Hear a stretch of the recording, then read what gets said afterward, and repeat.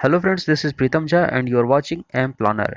Friends, आज हम लोग यहाँ पर डिस्कस करेंगे ईवीएस के कुछ इंपॉर्टेंट क्वेश्चंस को। तो हमने टोटल यहाँ पर 10 क्वेश्चंस को लिया है। तो आपको यहाँ पे आंसर अपने मैच करने हैं और लास्ट में आपको स्कोर बताना है कि आपने कितना करेक्ट किया है। ठीक है, चलिए तो शुरू करते हैं। तो देखिए, हमारा जो पहला क्वेश्चन है, कहता है कि भारत में ठंडे रेगिस्तान मानसून से प्रभावित क्यों नहीं होते। ठीक है, नहीं, भारत में जो ठंडे रेगिस्तान है ये मानसून से क्यों नहीं प्रभावित होते हैं। ठीक है, इसका आपको राइट आंसर करना है। तो देखिए, फर्स्ट में कहता है ठंडे रेगिस्तान बहुत ऊंचाई पर हैं। दूसरा कहता है ठंडे रेगिस्तानों में गर्मियां और बेहद ठंडी सर्दियां होती हैं। तीसरे में है ठंडे रेगिस्तान हिमालय की वृष्टि छाया में होते हैं। और चौथा है ठंडे रेगिस्तानों में हवा बहुत पतली या फिर कम होती है। ठीक है, तो यहाँ पे इसका राइट आंसर जो है हो जाएगा ठंडे रेगिस्तान हिमालय की वृष्टि छाया में होते हैं।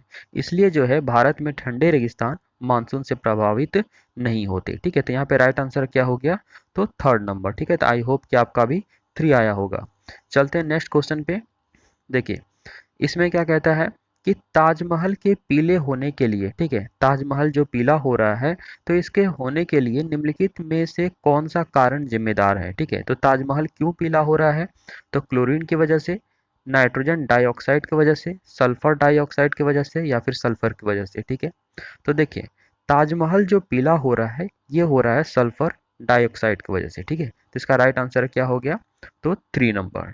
ठीक है, चलते हैं नेक्स्ट क्वेश्चन पे।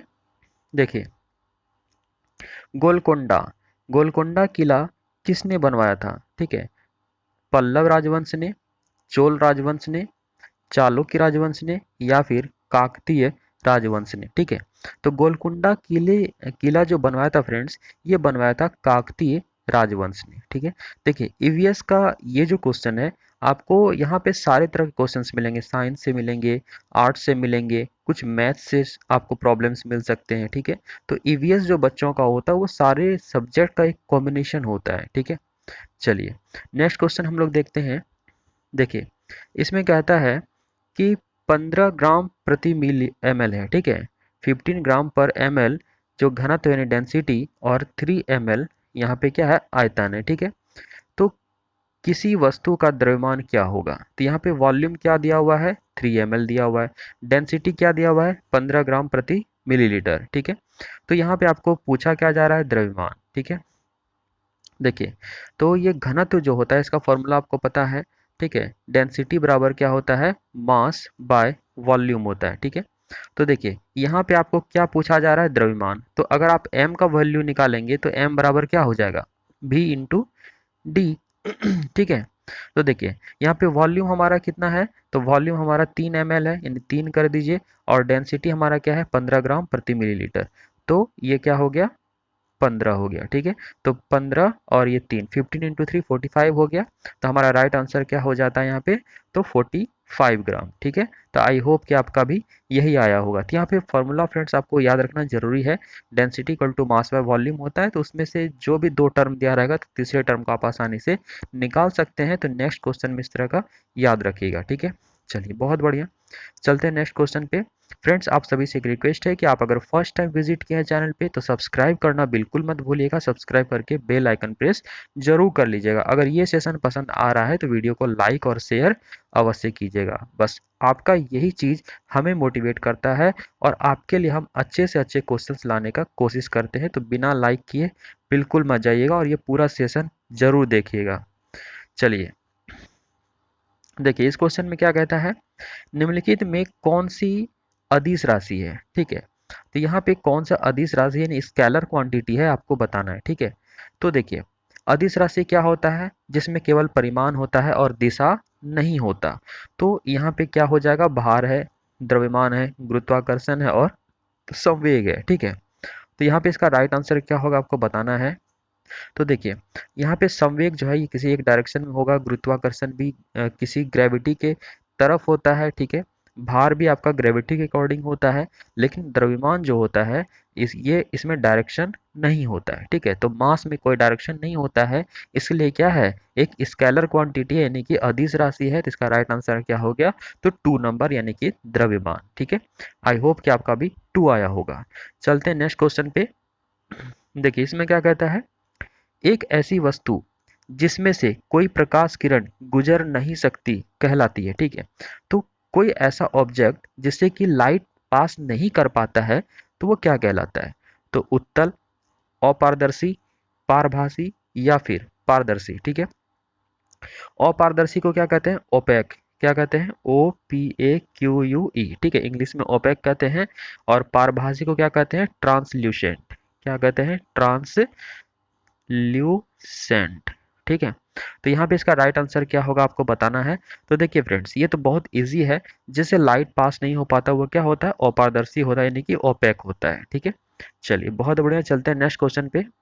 देखिए इसमें क्या कहता है, किस राष्ट्रीय पाठचर्या फ्रेमवर्क एनसीएफ ने प्राथमिक स्तर पर एक एकीकृत पाठचर्या कार्य क्षेत्र के रूप में पढ़ाए जाने के लिए पर्यावरण अध्ययन की सिफारिश की? ठीक है, तो यहाँ पे आपको बताना है राइट आंसर क्या होगा। ठीक है, यानी किस एनसीएफ जो है, यानी कि राष्ट्रीय पाठचर्या फ्रेमवर्क जो है, ने प्राथमिक स्तर पर एक एकीकृत पाठचर्या क्षेत्र के रूप में पढ़ाए जाने के लिए पर्यावरण अध्ययन की सिफारिश की थी। ठीक है, तो फ्रेंड्स देखिए इसका यहाँ पे 4 ऑप्शन गिवन है, तो इसके अकॉर्डिंग यहाँ पे जो राइट आंसर है ये हो जाएगा फर्स्ट नंबर। ठीक है, अगर आपको पता था तो अच्छी बात है, नहीं तो ये आपके लिए जानना जरूरी था। ठीक है, तो यहाँ पे राइट आंसर क्या हो गया? तो फर्स्ट नंबर, यानी कि एनसीएफ 1975। चलिए देखिए नेक्स्ट क्वेश्चन क्या है कि भारत में किस क्षेत्र में स्थानांतरित खेती करने का प्रचलन है? ठीक है, तो भारत में किस क्षेत्र में जो है स्थानांतरित खेती करने का प्रचलन है? तो दक्षिण पूर्वी क्षेत्र में, उत्तर पूर्वी क्षेत्र में, दक्षिणी क्षेत्र में या फिर उत्तर पश्चिमी क्षेत्र में? ठीक है, तो देखिए भारत में जो स्थानांतरित खेती करने का प्रचलन है यह है उत्तर पूर्वी क्षेत्र में। ठीक है, तो इसका राइट आंसर क्या हो गया? तो सेकेंड नंबर।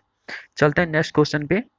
देखिए इसमें क्या कहता है कि नदी बांधों से उत्पन्न जल विद्युत के लिए निम्नलिखित में से कौन सा कथन सत्य नहीं है? ठीक है, आप लोग क्वेश्चन में नहीं को जरूर फोकस कीजिएगा, क्योंकि नहीं अगर आपसे छूट जाता है, ठीक है, तो ये आपसे क्वेश्चन का आंसर गलत हो सकता है।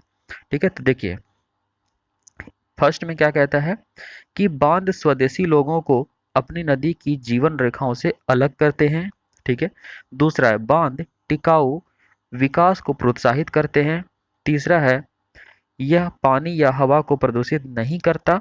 और चौथा है जल विद्युत सुविधाओं से बड़े पर्यावरणीय प्रभाव हो सकते हैं। ठीक है, तो देखिए यहाँ पे जो नदी बांध से उत्पन्न जो भी जल विद्युत के लिए कौन सा कथन कथन जो है सत्य नहीं है?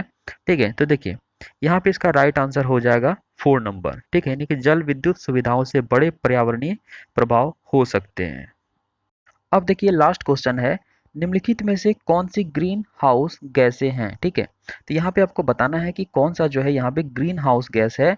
तो जलवाष्प है, कार्बन डाइऑक्साइड है, मीथेन है या फिर ये सभी है। ठीक है, तो देखिए फ्रेंड्स ग्रीन हाउस गैस क्या होता है? जो कि गर्मी को अर्थ पे रोक के रखता है। ठीक है, अगर ग्रीन हाउस गैसों का वातावरण अर्थ पे जमीन पे नहीं रहेगा तो जैसे ही शाम होगा, ठीक है, जैसे ही शाम होगा यहाँ पे क्या होगा? अचानक से ठंड बढ़ जाएगी। तो यहाँ पे ग्रीन हाउस गैस क्या करता है? गर्मी को बनाए रखता है, वो धीरे धीरे धीरे धीरे क्या होता है? लूज होता है। ठीक है, तो इससे बहुत बड़ा इम्पैक्ट नहीं पड़ता है। तो लेकिन ज़्यादा ग्रीन हाउस गैसों का बढ़ जाना क्या होता है? ग्लोबल वार्मिंग का रीज़न बनता है। तो फ्रेंड्स यहाँ पे जो है कौन कौन गर्मी को रोक सकता है? तो जलवाष्प है, कार्बन डाइऑक्साइड और मीथेन गैस भी है। ठीक है, तो यहाँ पे ये इसका राइट आंसर क्या हो जाएगा? तो तीनों हो जाएगा। तो फ्रेंड्स आप लोग सब्सक्राइब जरूर कर लीजिएगा अगले क्लासेस के लिए, और अगर वीडियो पसंद आए तो लाइक और शेयर करना बिल्कुल भी मत भूलिएगा। तो मिलते हैं अच्छे टॉपिक के साथ। धन्यवाद।